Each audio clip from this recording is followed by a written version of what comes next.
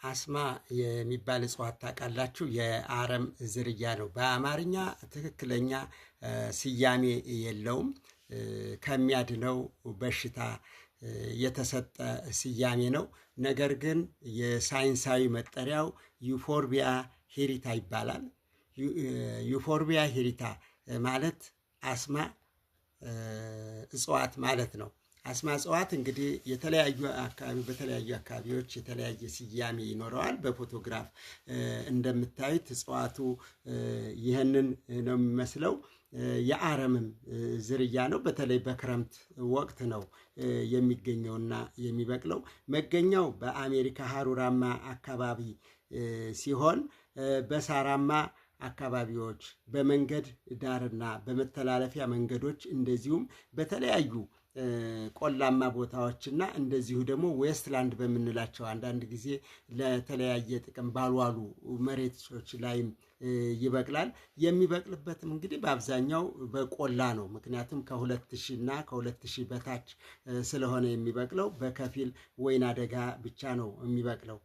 የአስማ እጽዋት ወይም ዩፎርቢያ ሄሪታ ለአስም እና ቆዳ ላይ ለሚታዩ ህመሞችና ለማዲያት፣ ለደም ግፊት እንደ ሻይ ይጠጣል። ለወባና ለሚያቆስሉ በሽታዎችም እንደዚሁ በመድኃኒትነት ይውላል። እንግዲህ በቀላሉ የሚገኝና ጠቃሚ እጽዋት በመሆኑ ለመድኃኒትነት የሚውለው በተለይ ለመተንፈሻ አካላት ህመም፣ ለሳምባ ምችና አስምን ለመከላከል ፍቱን እንደሆነ በርካታ ጥናቶች ያረጋግጣሉ።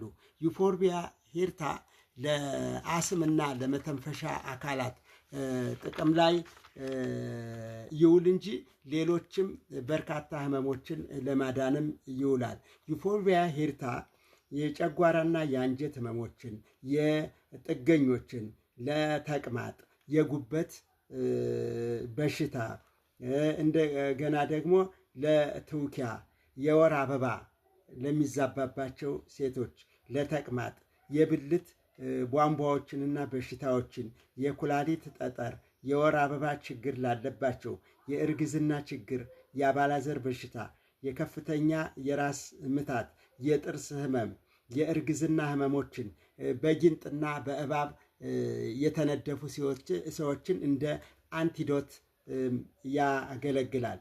ስለዚህ ለበርካታ ህመሞች ዩፎርቢያ ሄሪታ ለበርካታ ህመሞች መድኃኒት ቢሆንም እንደዚሁ ቀጥታ ከተወሰደ ደግሞ በጣም መርዛማ ነው። የቆዳ ላይ የማሳከክ፣ የማቃጠል እስከ መመረዝና የህይወት መጥፋት ሊያደርስ ይችላል። ስለዚህ የጨጓራና የአንጀት መታወክንም ሊያስከትል ይችላል። ስለዚህ ለነዛ ለበርካታ ህመሞች መድኃኒት ቢሆንም ቀጥታ መጠቀም አይቻልም። ምክንያቱም እዚህ ጋር እኔ ልጠቅስ የፈለግኩት ለነዛ ህመሞች ሊቀመሙ የሚችሉትን መድኃኒቶች ማምረቻ ያገለግላል እንጂ ዩፎርቢያ ሄሪታን በቀጥታ መጠቀም ከጥቅሙ ይልቅ ጉዳቱ የላቀ ነው። በርካታ ጥቅሞች ቢኖሩትም መድኃኒቶቹ ተመርተው በተለይ እነዚህ የዩፎርቢያ የምንላቸው የሚደሙ የቁልቋል ዝርያዎች ማለት ነው። ይሄ የቁልቋል አብዛኛዎቹ የቋሚ እጽዋት ሲሆኑ ዩፎርቢያ ሄሪታ ወይም አስማ ግን የአረም ዝርያ ነው። የሚደማ የአረም ዝርያ ነው። እንደምታዩት ቅጠሉ ይህንን ነው የሚመስል። ፍሬውም እንደዚሁ በክረምት ብቻ ነው የምናገኘው። ስለዚህ እነዚህ የዩርባ የቅንጭብ የቁልቋል ዝርያዎች ናቸው።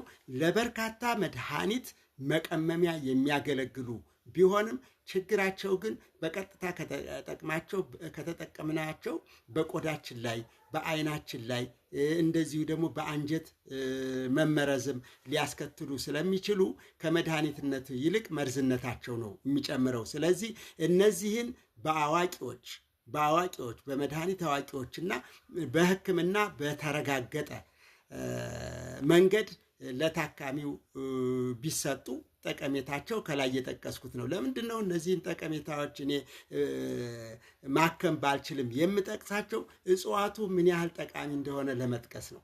ብዙ ጊዜ እጽዋትን ለእንስሳት መኖ አልፎ አልፎም ለምግብነት ካልሆነ በስተቀር ብዙዎቹን እጽዋት ለመድኃኒትነት እንደሚጠቅሙ አናቃቸውም።